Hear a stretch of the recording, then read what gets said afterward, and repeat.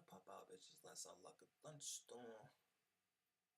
Put this shit all on my body. I feel like I'm at war. If I am, it's with myself. Please don't get involved. Take these niggas back before I was born. Just so they can feel it. If I woke up for you good, just don't be alarmed. Let me just make it off. I'm kicking outdoors. I let the father in. Fuck what your mama say. She did the same thing, nigga. I ain't playing. I don't own a game. All right, welcome back though, man. Welcome back. Yeah, I'm glad I got off that GG. I'm mad. I'm kind of mad. I even dove into it for real. I'm mad. I kind of even dove into it. But like I said, I still didn't believe the other shit. But I'm mad. I kind of dove into it. It is what it is, though. We just want to get the hot topic out the way, because honestly, I don't give a fuck about none of that shit. I really don't give a fuck about none of it. Yeah, but as y'all can see, we back with another Kai reading, man. Let's get our mental right. Let's get our good reading in. Make sure we stand on top of our goals, stand on top of our, as we know, habits. Hey, guys, I've been doing well. So well that I didn't even, now, for all my stoners, this is going to hurt, right? But I've been doing so well that I didn't even smoke at work, nigga. I didn't smoke at work today at all, nigga. At all, bro. You feel me? For one, keep it a buck. To keep it all the way a buck, it's too damn cold to even be going out to the car, trying to heat it up, doing all this extra shit. To even just to smoke a joint. I'm not doing all that. It's never that serious to me personally. You know what I'm saying? And then I just know I can't be doing that. I gotta make sure I'm on it, because we got a lot of things we're trying to do here in 2026 and from here on out. You feel me? So we gotta make sure we on top of it. But I done yapped y'all ears off enough for 2 minutes. But for anybody who ain't been here yet, I want you guys to know something. Alright? I want you guys to know that this is the intro, and we're always gonna play it every stream. Last stream, y'all done got it like 2-3 times. It is what it is. You feel me? It just is what it is. You're gonna get it again, because someone didn't click that other video, but someone clicked this video. And so this video, you got to get it. You feel me? Get that?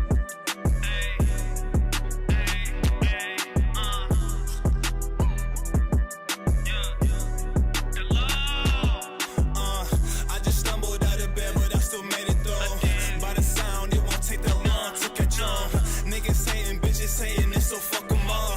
Bullets, Pokemon, catch them all. This ain't shit to me, it ain't new at all. Crawl for you walk, better hide for you car. Beam on the Glock, I might shoot right through the wall. Bullets, Pokemon, catch them all.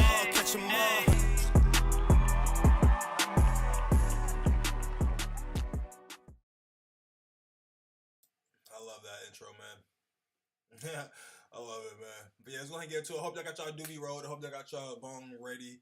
Y'all, whatever it is, dab, whatever you got. I hope you got it ready. So we finna get to this and we gonna smoke. Yiddy. Back to read for another 20 minutes. 20 minutes on the clock. It is currently December 26th, 3 a.m. I just finished Christmas with my family. Got the Grinches with me. You feel me? And yeah, 20 minutes on the timer. Here we go. I'm doing it because I want to improve the way I speak. We just tapped in with Kai, bro. We tapped in with Kai right now. We trying to stay consistent.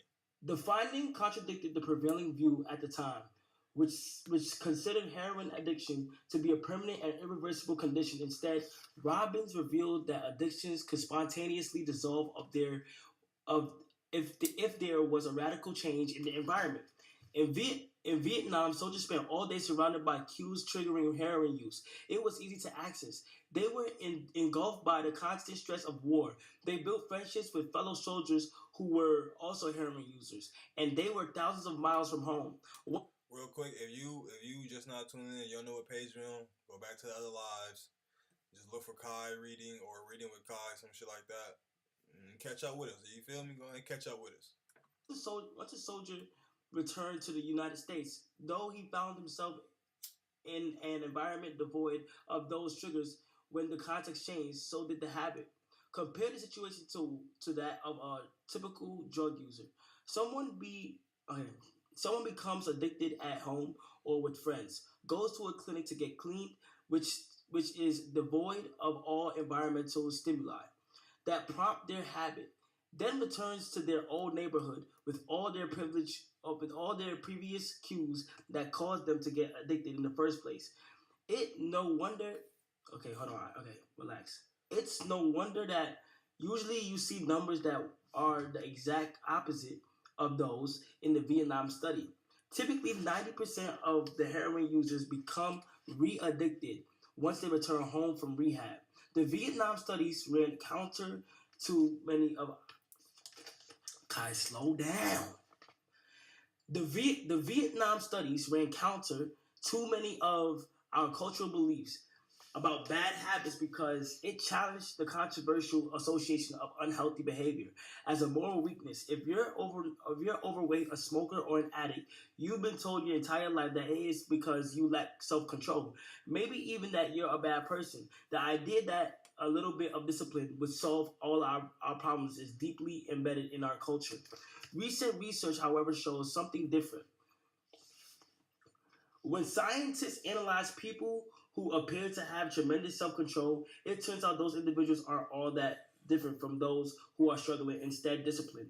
People are better at structuring their lives in a way that does not require heroin, willpower, and self control. In other words, they spend less time in tempting situations.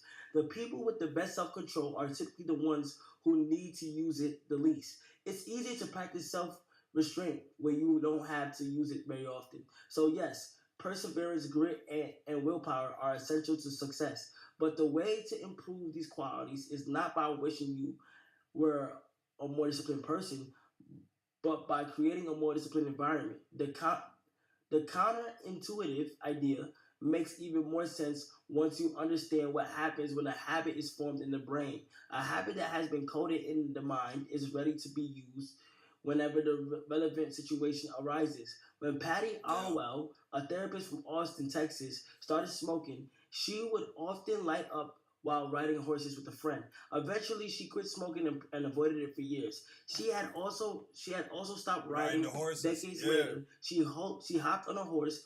Yeah, I'm knowing. I'm knowing, bro. She had also stopped riding decades later. She hopped on a horse again and found herself craving a cigarette for the first time in forever. The cues were still internalized. She just hadn't been exposed to them in a long time. Yeah. Forgive me, it's 3 a.m. Once a habit has been encoded, the urge to act follows whenever the environmental cues reappear. I want y'all to understand what he just said. It's 3 a.m. and maybe he just got home. Maybe he been home for an hour. Maybe he been home all goddamn day. You feel me? And at 3 in the morning, he said, "Let me go ahead and get this reading in. Make sure you feel me? Gotta love it, man. Gotta love that dedication, gang." This is one reason behavior change techniques can backfire. Shaming obese people with weight loss presentations can make them feel stressed. And as a result, many people return to their favorite coping strategy, overeating. Showing pictures of blackened lungs to smokers leads to higher levels of anxiety, which drives many people to reach for a cigarette. If you're not careful about cues, you can cause the very behavior you want to stop. Bad habits are autocata. Oh my gosh, autocata. What does that say? What does that mean?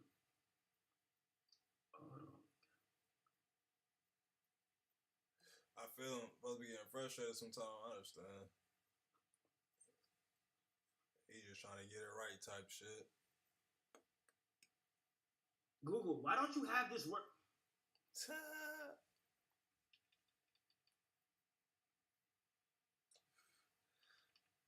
All good, my boy. Autocatalytic.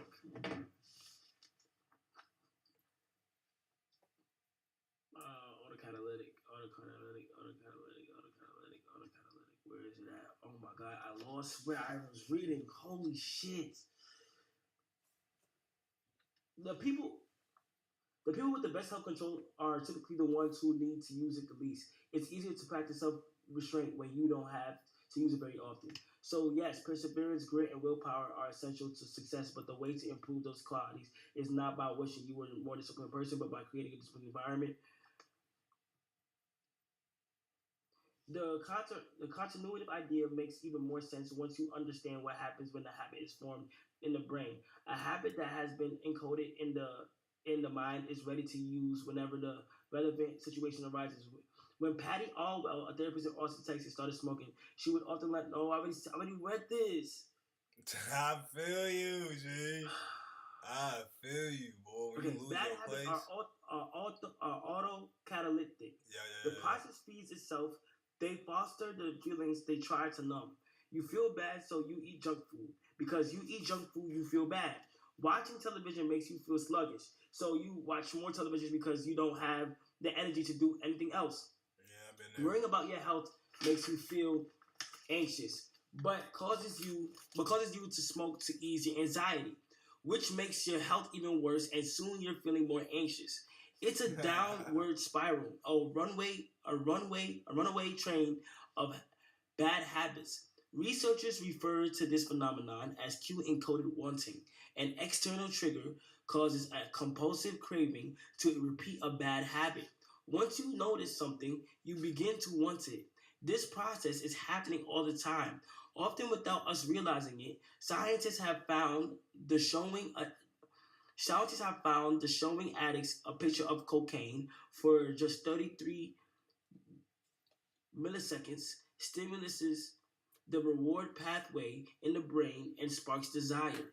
This speed is too fast for the brain to consciously register. The addicts couldn't even tell you what they had seen, but they craved the drug all the same. Here's the punchline. You can break a habit, but you're unlikely to forget it. Once the mental grooves of habit have been carved into your brain, they are nearly impossible to remove entirely, even if they go unused for quite a while, and that means that simply resisting temptations is an ineffective strategy. It is hard to maintain a Zen attitude in a life filled with interruptions. It takes too much energy. In the short run, you can choose to overpower temptation. In the long run, we become a product of the environment that we live in. To put it bluntly, I have never seen someone consistently stick to positive habits in a negative environment. A more reliable approach is to cut bad habits off at the source. One of the most practical ways to eliminate a bad habit is to reduce exposure to the cue that causes it. If you can't seem to get any work done, leave your phone in another room for a few hours. If you're continually feeling like you're not enough, stop following social media accounts that trigger jealousy and envy. If you're wasting too much time watching television, move the TV out of the bedroom. If you're spending too much money on electronics, quit reading reviews of the latest tech gear. If you're playing too many video games, unplug the console and put it in the closet after each use. The practice is an inversion of the first law of behavior change. Rather than make it obvious, you can make it invisible. I'm often surprised by how effective simple changes like these can be. Remove a single cue and the entire habit often fades away. Self-control is a short-term strategy, not a long-term one. Short-form strategy, not a long-term one. You may be able to resist temptation once or twice, but it's unlikely you can muster the willpower to override your desires every time. Instead of summoning a new dose of willpower, whenever you want to do the right thing, your energy would be better spent optimizing your environment. This is the secret of self-control. Make the cues of your good habits obvious and the cues of your bad habits invisible. How to create a good habit. Like here, show you some diagrams. You know. The second law, make it attractive. How to make a habit irresistible. In the 1940s, a Dutch scientist named Nico Tinbergen performed a series of experiments that transformed our understanding of what motivates us. Tinbergen was Yeah, I might as well.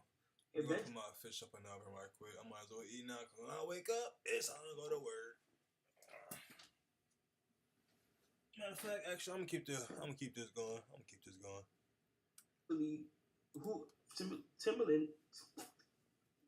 Tinbergen, who eventually won a Nobel Prize for his work, was investigated herring gulls, the gray and white birds often seen flying along the seashores of North America.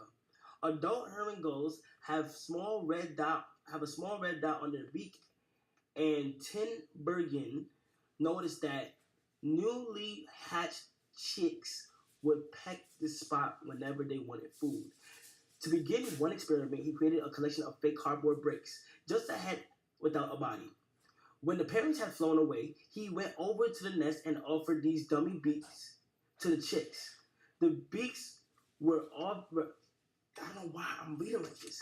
The beaks were obvious fakes, and he assumed the baby birds would reject them altogether. However, when the tiny gulls saw the red spot on the cardboard beak, they pecked away just as if it were attached to their own mother. They had a clear preference of those red spots, as if they had been genetically programmed at birth. Soon, Tinbergen, I'm gonna call him Tinber discovered that the bigger the red spot, the faster the chicks pecked. Eventually, he created a beak with 3 large red dots on it. When he placed it over the nest,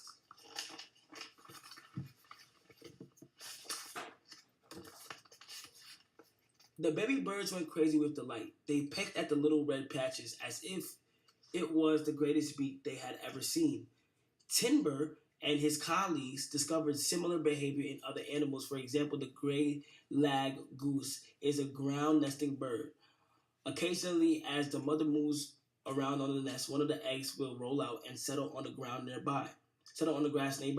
Whenever this happens, the goose will waddle over to the egg and use its beak and neck to pull it back into the nest. Timber discovered that the goose will put any nearby round object, such as a billboard ball or a light bulb, back into the nest. The bigger the object, the greater the response. One goose even made a tremendous effort to roll a volleyball back and sit on top, like the baby gulls automatically pecking at red dots. The gray lag goose was following an instinctive rule.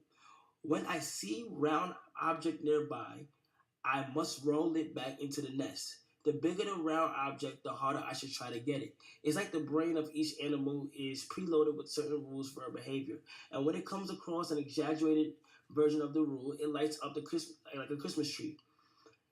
Scientists refer to these exaggerated cues as supernormal stimuli. A supernormal stimulus is a heightened version of reality, like a beak with 3 red dots or an egg the size of a volleyball, and it elicits a stronger response than usual. Humans are also prone to fall for exaggerated versions of reality. Junk food, for example, drives our reward systems into a frenzy.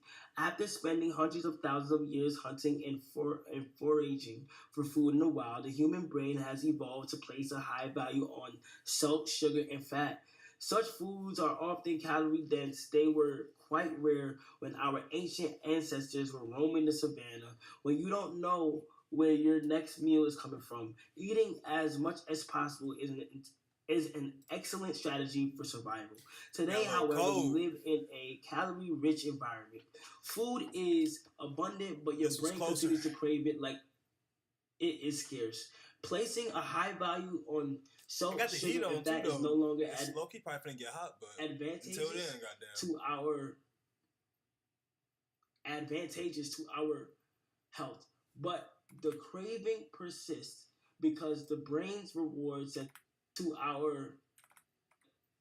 is scarce.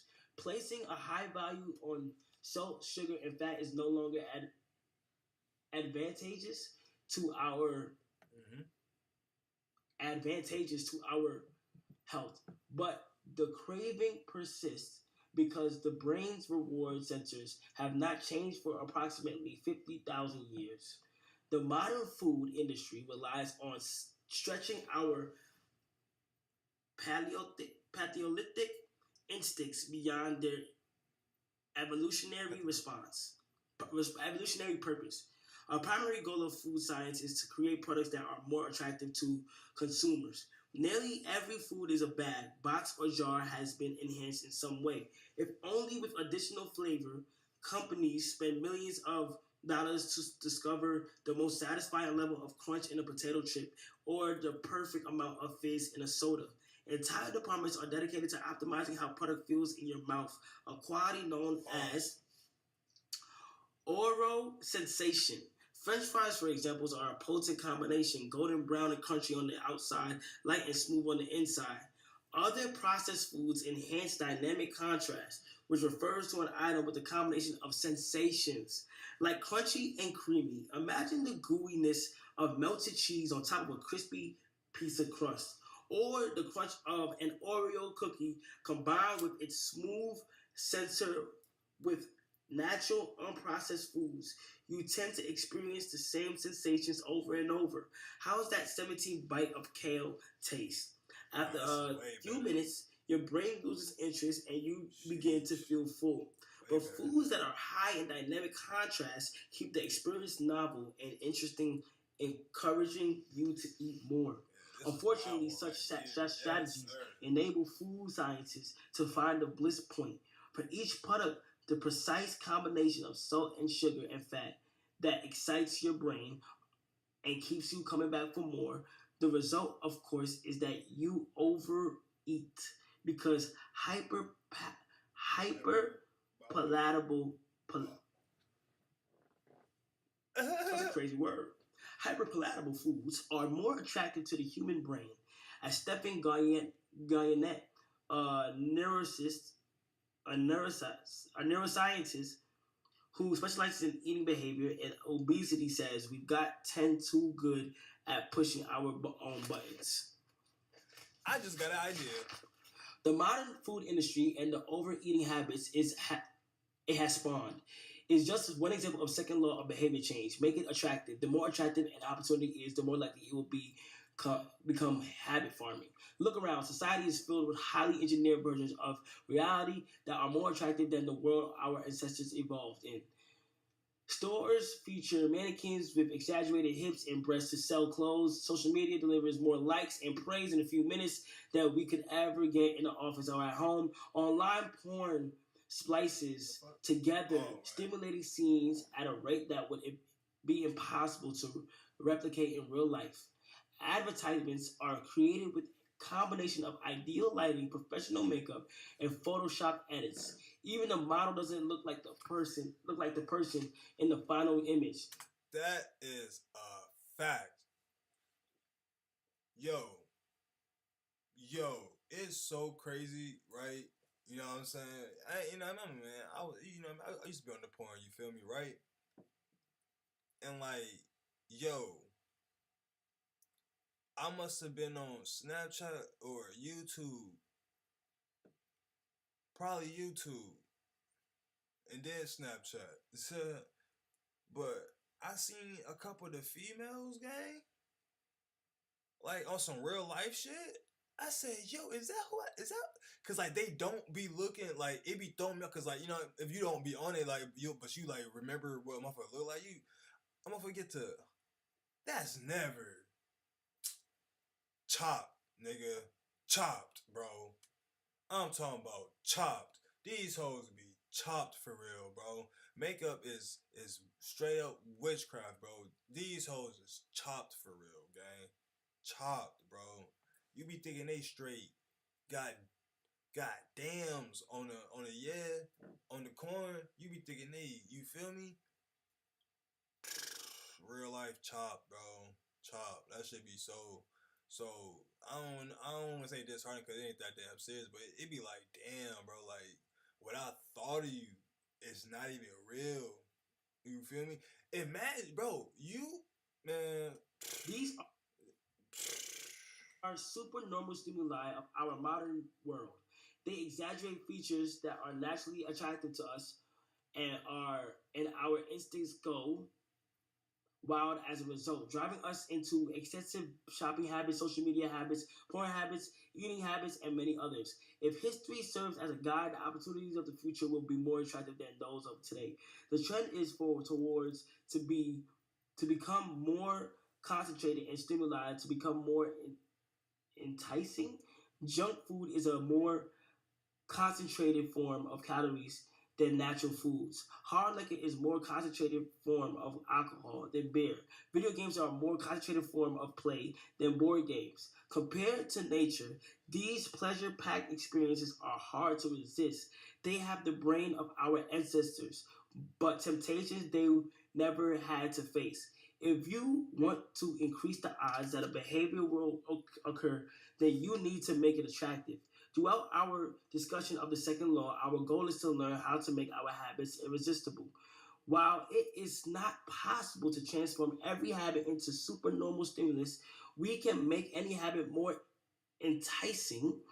To do this, we must start by understanding what a craving is and how it works.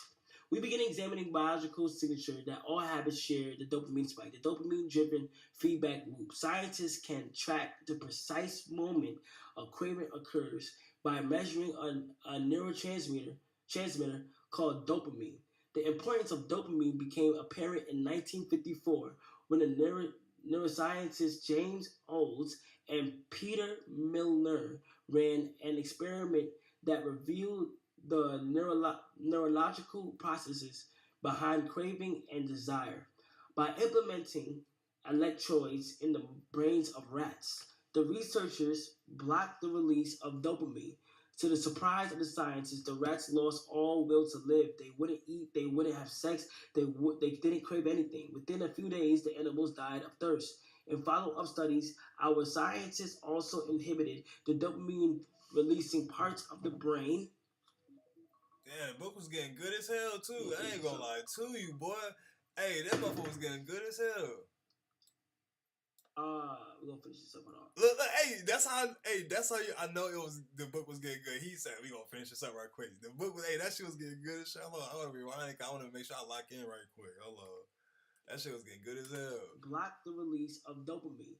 To the surprise of the scientists, the rats lost all will to live. Hold on, my fault. I need ran an experiment. I want to start this over. Scientists can track the precise moment a craving occurs by measuring a neurotransmitter called dopamine. The importance of dopamine became apparent in 1954 when the neuroscientist James Olds and Peter Milner ran an experiment that revealed the neurological processes behind craving and desire. By implementing electrodes in the brains of rats, the researchers blocked the release of dopamine. To the surprise of the scientists, the rats lost all will to live. They wouldn't eat, they wouldn't have sex, they didn't crave anything. Within a few days, the animals died of thirst. In follow-up studies, our scientists also inhibited the dopamine releasing parts of the brain. I locked right back up into it. All over again.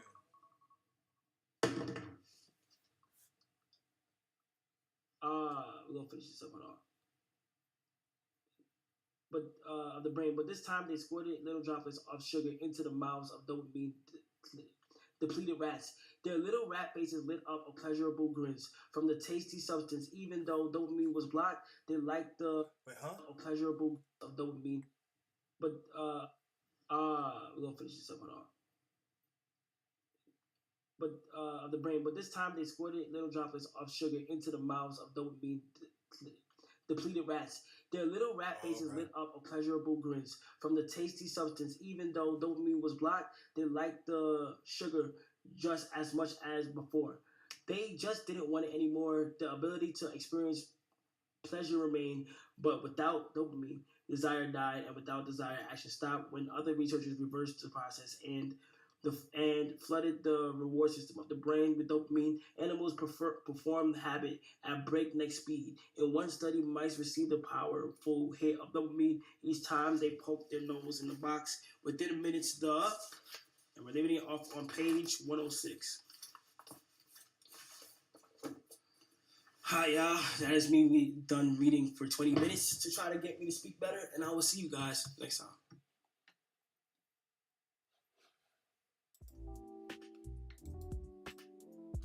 Hell yeah. Hell yeah. Alright, I need to go put my shit in the oven. I had to preheat that bitch first. You feel me?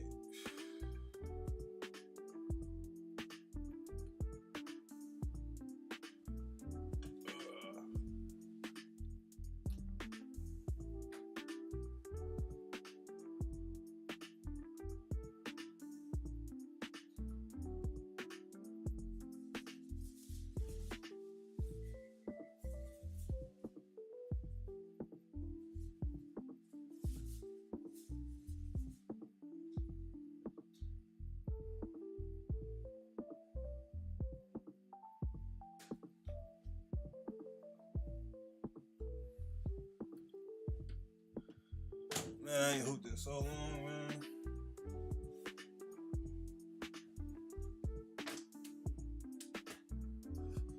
I ain't hooped in like a month and a half. It's been a month. It's literally been, it just hit a month. That's crazy. I ain't hooped in a month. Yeah, I ain't hooped in a month. That's crazy. Oh, Swisher. Come on, it's me. It's me. Come on now. Don't get me wrong. I looked surprised because like it looked at I don't know, but like come on now. That was a shot. That wasn't no floater. That wasn't no nigga. That was a motherfucking. You feel me? You know what I'm saying? And I made it. I just want you to know. You probably heard the net. I made it. Get it out the net. What are you talking about?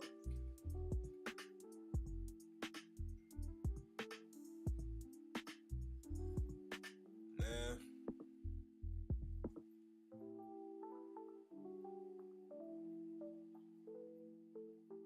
Yeah, let me know some.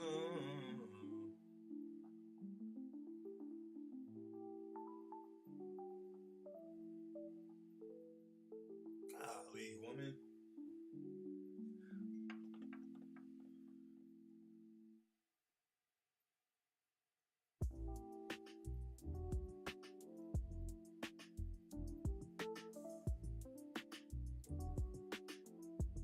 What container? What is she talking about?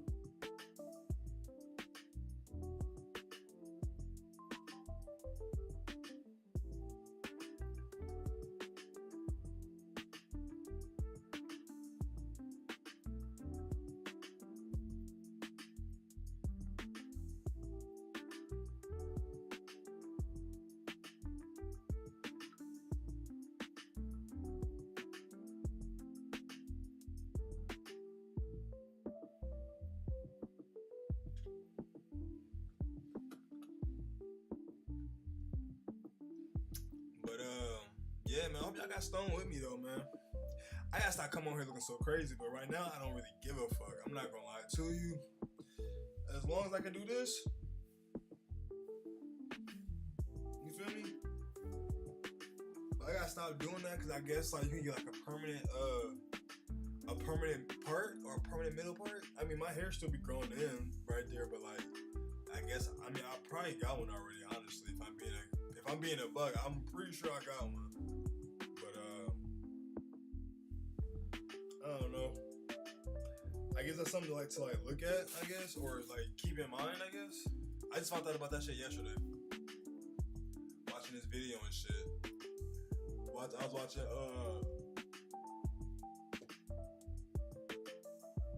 yeah. You feel me? I was watching what I was watching. Goddamn, man. Yeah, they was talking about that shit. I said, oh, okay. I guess that's something to keep in mind now when I go get my hair done again. And I don't know.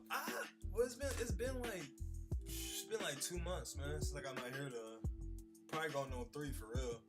It's been about 2 months, y'all. No, it's been longer.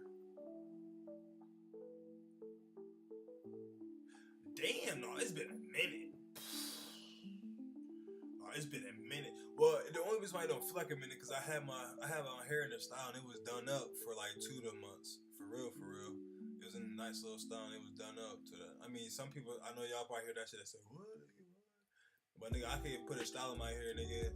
That shit gon' eat good, goddamn, for 2 months, and then I'll take my hair out, and it'll look all cool for like about a good month, almost a good month, and then at that point I'll get my hair done and shit. But like, you feel me?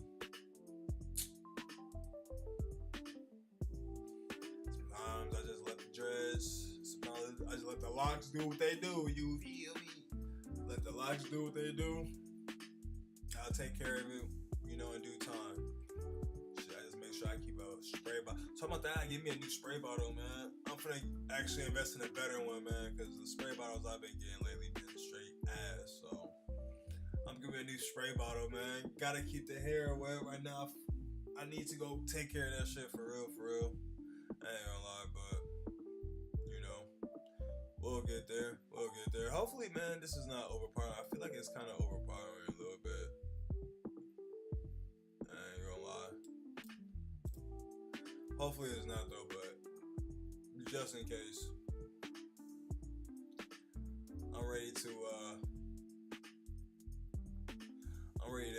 you know, upgrade some shit. But you know, time, you know, over time we'll do that. We're not gonna force nothing. We're not even gonna force nothing. We're gonna keep it cool, keep it simple. You know what I mean? We ain't gonna try to do nothing too crazy too soon.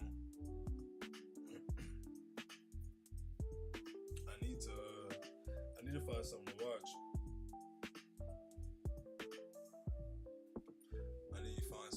I'm not even gonna lie to you. What's some like cool shit to watch, man? Cause like it don't really be nothing to watch these days, man. Like nowhere, like movie wise, show wise, like what's good Paramount? Like what's good on Paramount, bro? Like Tom Gun, seen that. Probably seen that. I don't want to see that. I don't know what that is. I'm cool, bro. What's like?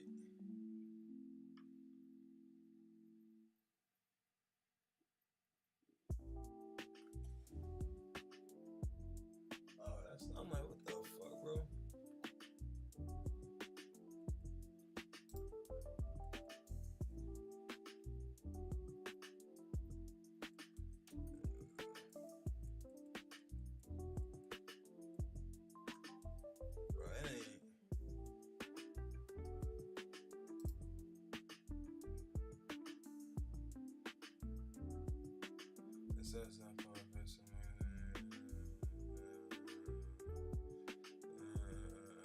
Whatever, bro. That's they bullshit. It's weird. Man. Yeah, I'm not.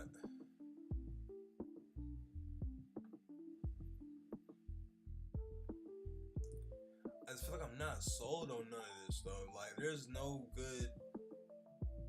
Nothing to watch anymore for real, like. And then they literally gave me the suggestions. That's funny. They literally gave me that. I feel like there's no like no good options. Like I've never seen One Love though. I will say that I've never seen that. I heard it was a good movie though. I haven't heard nothing bad about it. Personally. Yeah, I don't. That's why I be watching YouTube so much for real, because it's really nothing like. It's really nothing to watch, man.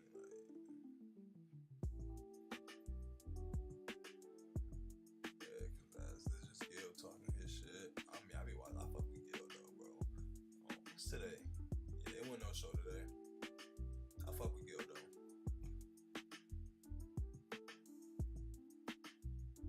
I ain't gonna lie.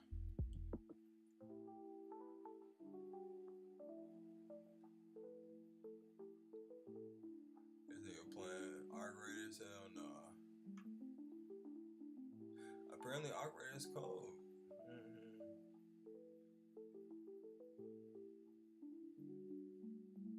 Shout out to that.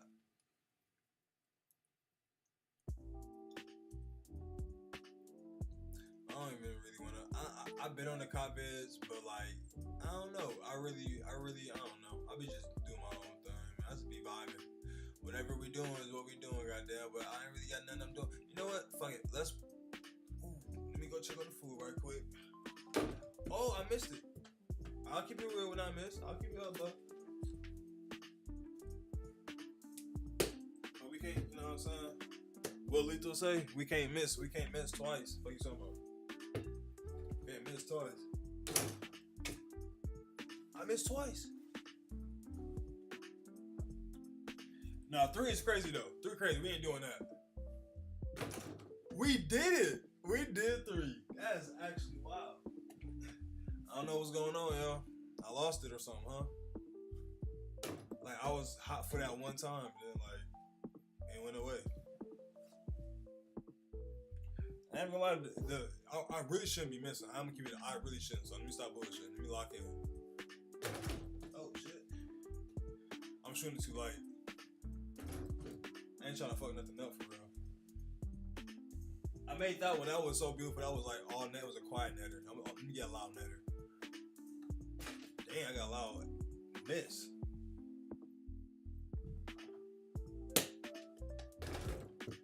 Ooh. I just threw some English on that motherfucker right there. Them netters be decent. You feel me? Oh, that's why. I'm letting it come off too much, bro. It's right here, bro. That's why them netters is good. But anyway, I can't go for no miss, though.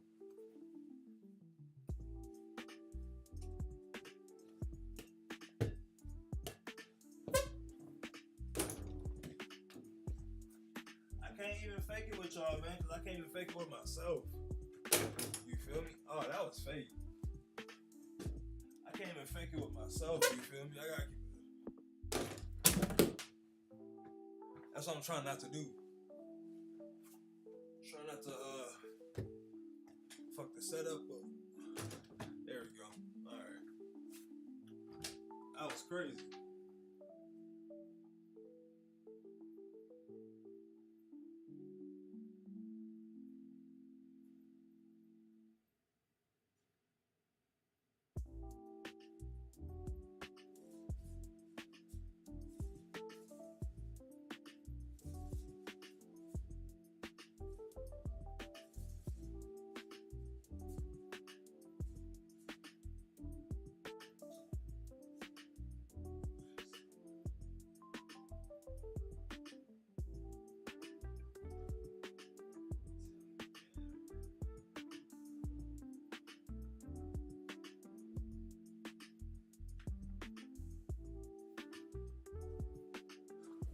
Oh. She's fine. Fuck no.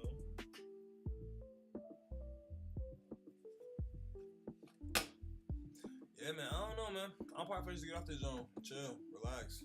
See, I gotta go fix the fucking light and shit, so. Yeah. I'll catch you guys in the next one, man. Y'all be smooth. Stay high. Stay blessed. Stay favored, man. Stay chilling. Stay motivated. You know what I mean? Stay more than motivated. Stay consistent. Stay on top of your grind. Goddamn. You feel me? Do what you need to do out here. You see what we on. We gonna stay consistent ourselves. I might take a day off every now and then just because, you know, I need to make sure I get my sleep. Goddamn. You feel me? So, yeah. But catch you in the next one. Yeti.